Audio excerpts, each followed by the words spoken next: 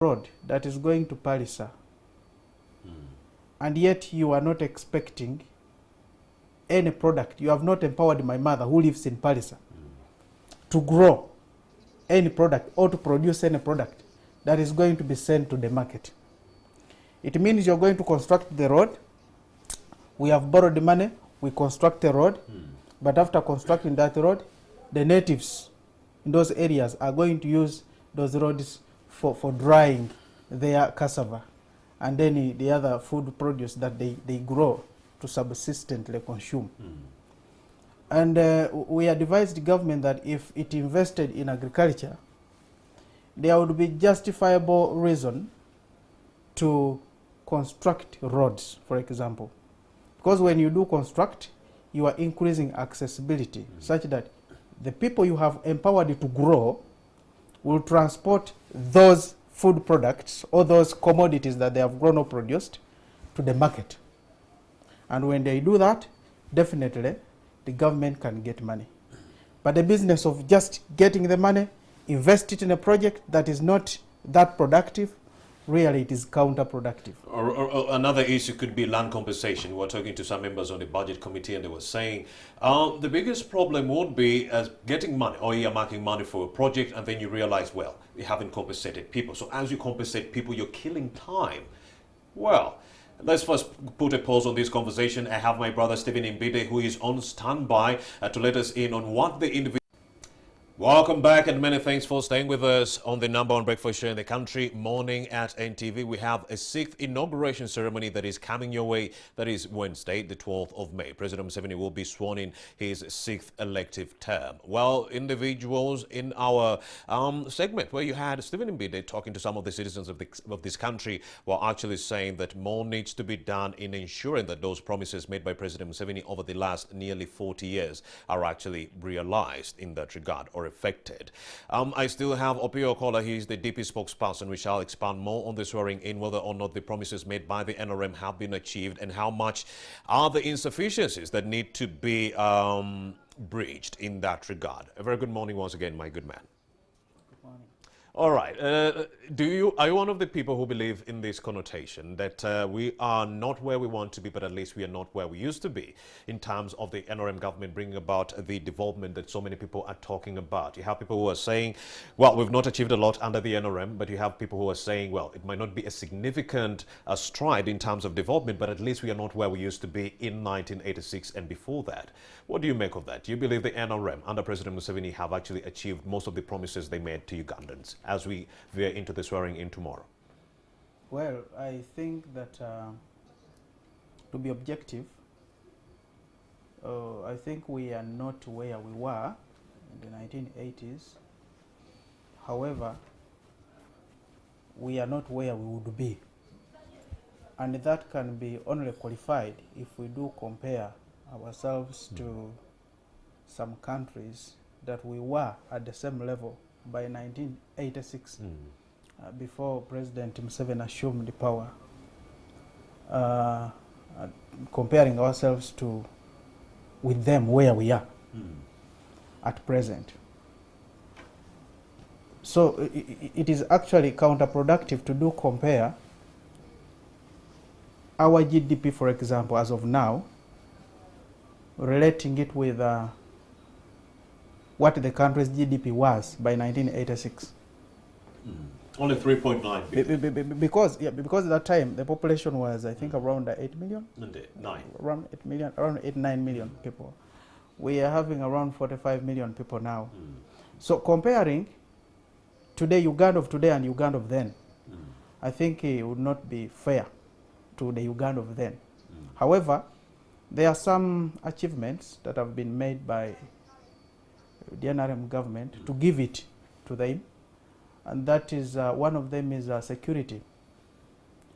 I was not there before 1986, but I interest myself in reading the history of my country. Indeed.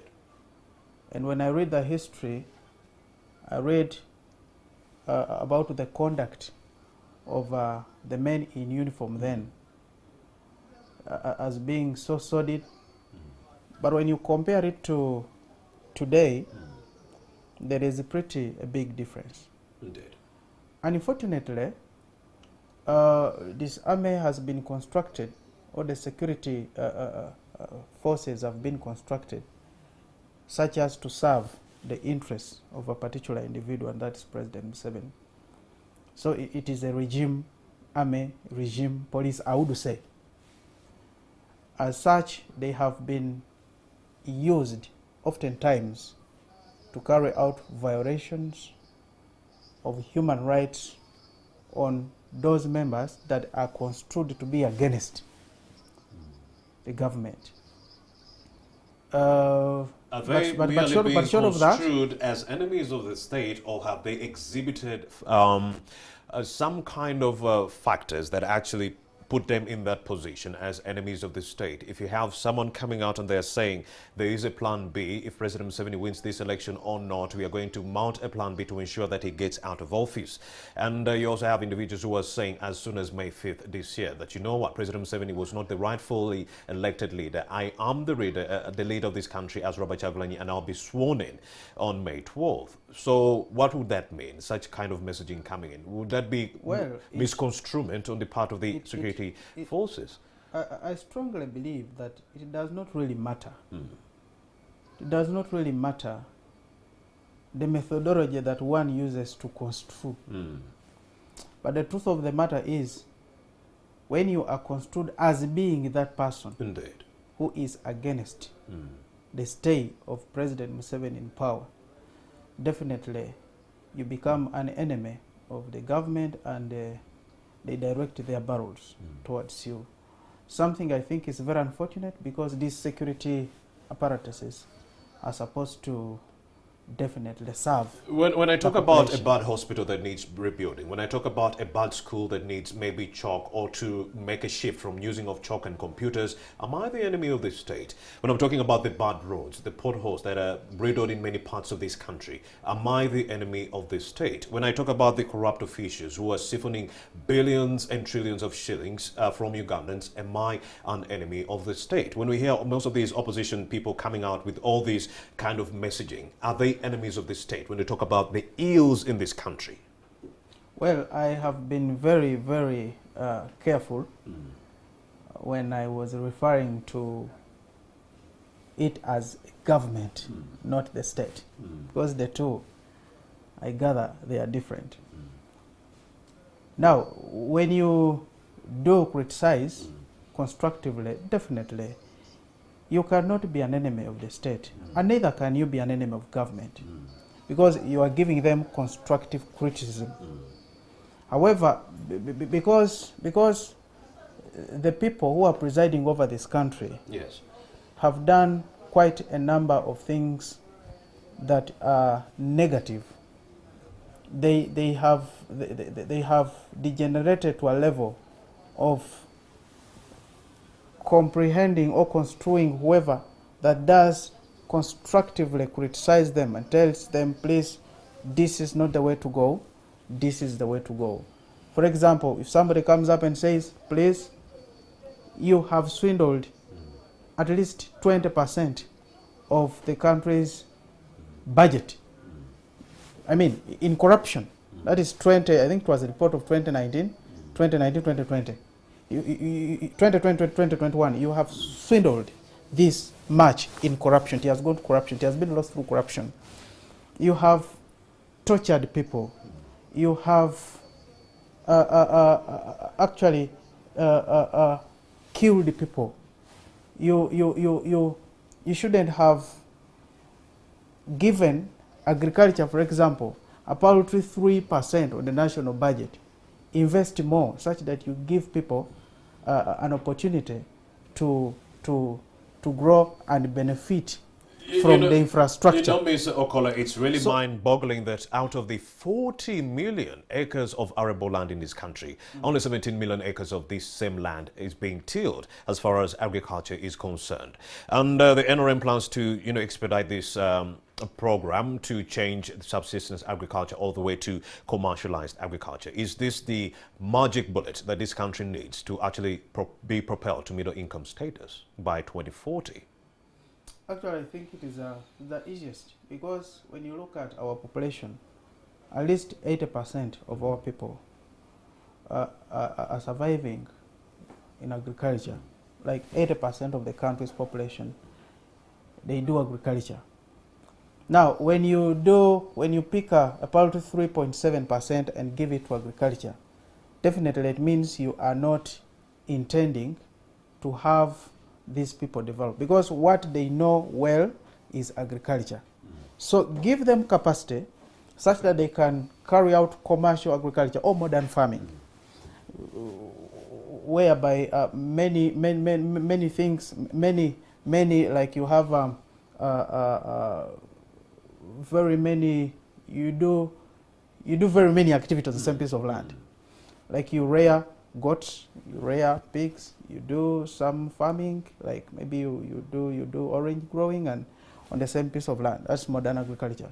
So if that is done, definitely and deliberately, definitely the 80% of our people will contribute substantially. Now, if you talk to legislators, Ms. Opio, they say the issue is not production. It's not that we are not producing. The fact that is that there is no ready market to absorb what we've produced. That's what they contend. If there is a case, it could be transportation. If I produce, I might not have good storage facilities, number one.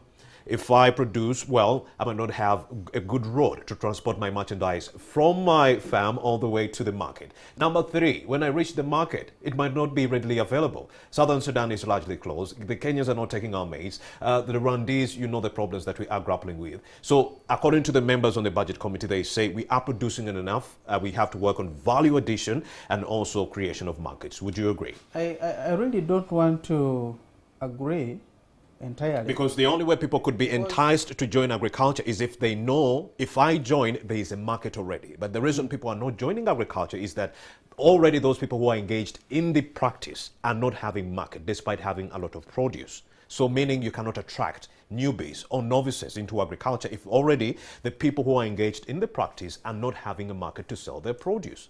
But you cannot say that people are producing when 68% of the 80%, they are doing subsistence farming. Like you do, what you grow is what you eat. You get the point? Because they know if they grow too much, there is no market for it. I really don't want to believe that. But even if, okay, be that the case, whose responsibility is it to look for market for the produce? For government.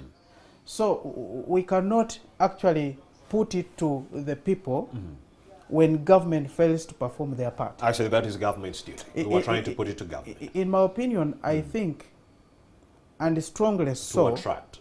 That if government deliberately invests money in agriculture by buying irrigation, because as of now, what is happening, the growing is taking place, we base on the seasons. But if we do acquire irrigation, engineer our own season. Yes. If we do acquire irrigation equipment, and then we do venture, we invest in manure.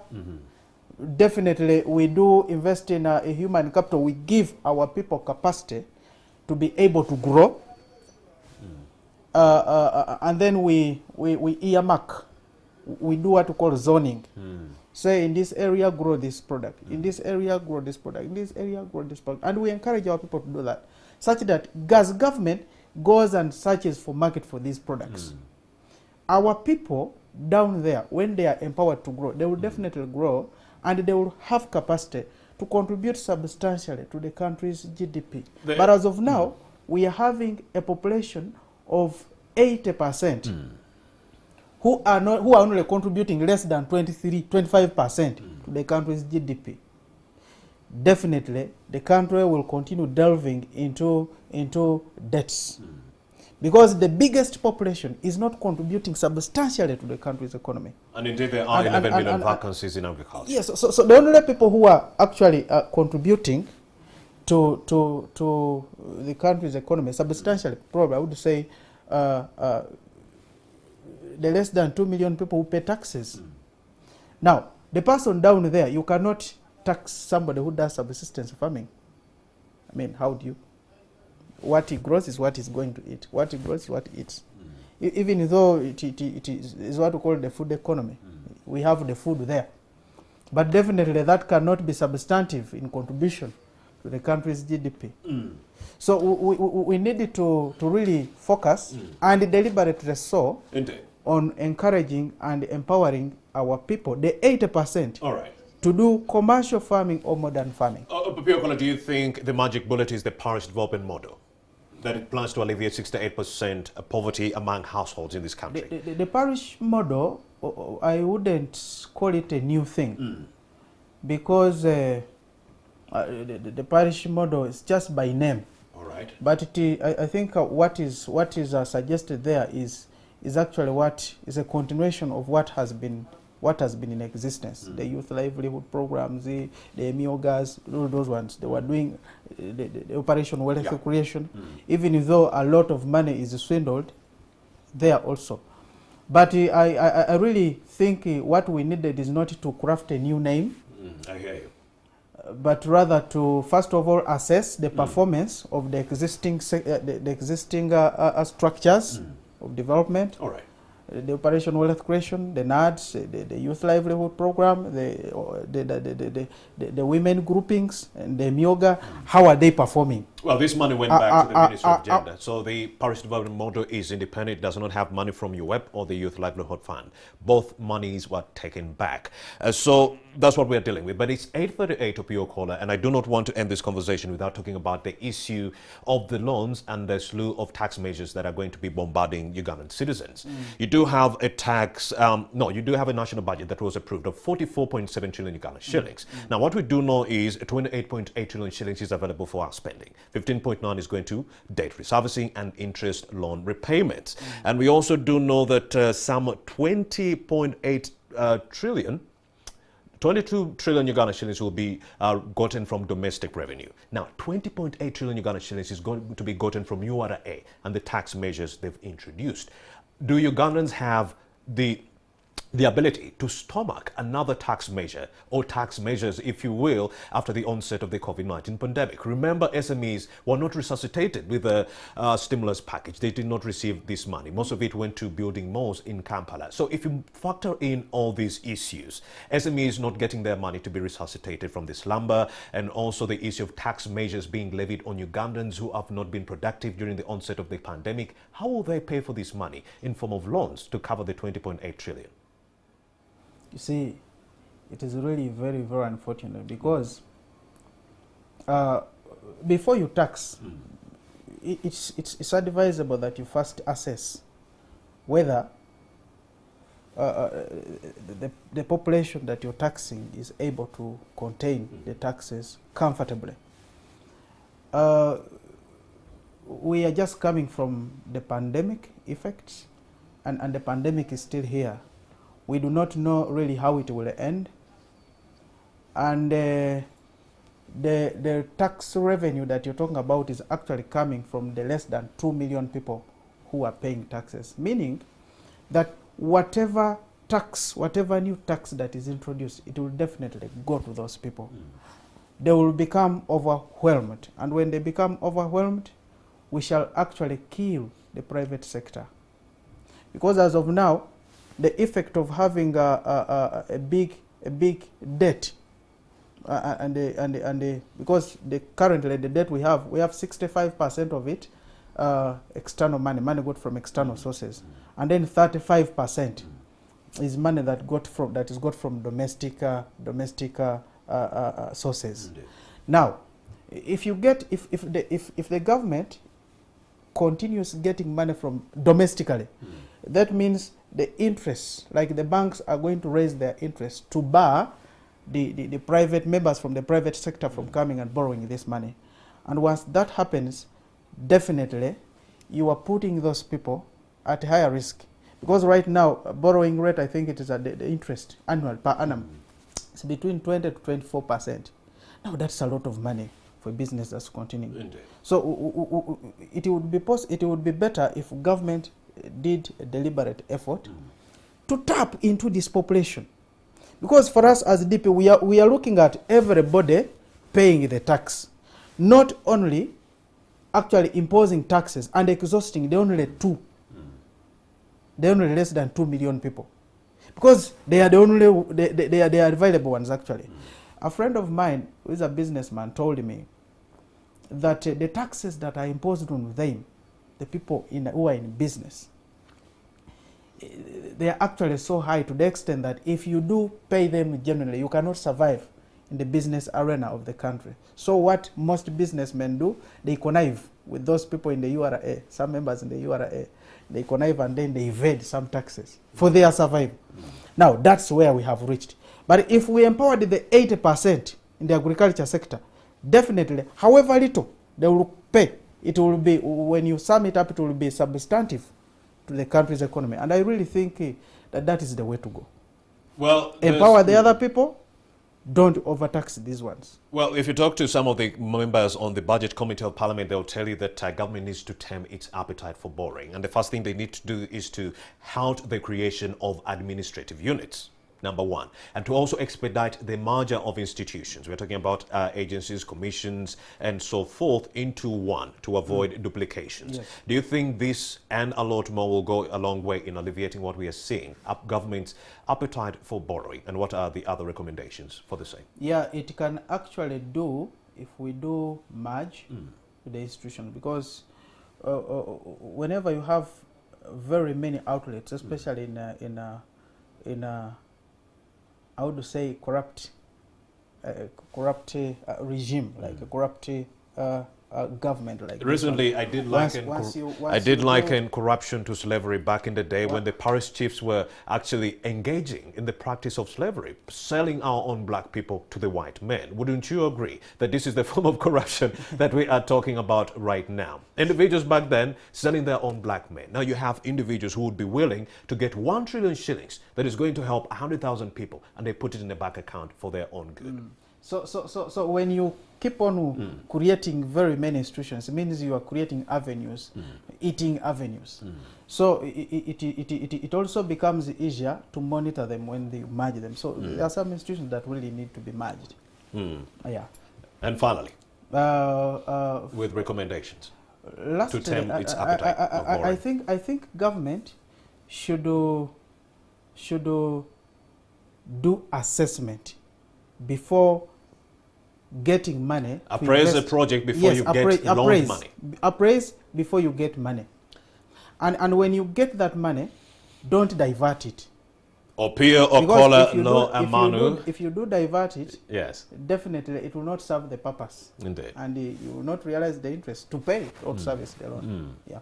Of course, thank you very much, Opia Lo Amanu. There is a lot we could have talked about, but then we've run out of time. You do know mineral development, manufacturing and tourism got the littlest of money from this budget. You have mineral development that took some 0.2. You have manufacturing 0.2 and tourism 0.6. But then the target was for mineral development to go at 1.4, manufacturing 1.3, and for tourism to go at 1.7. So we do have a big problem if the many sectors that were meant to be productive are not being bankrolled in a good manner. Well, thank you very much for coming through. And indeed to you who has been watching Morning at NTV since we began, 6:30 up to now, thank you for that unwavering love and support. We never take it lightly. And to the whole NTV team with whom I work, thank you very much for that dedicated support. We shall continue to serve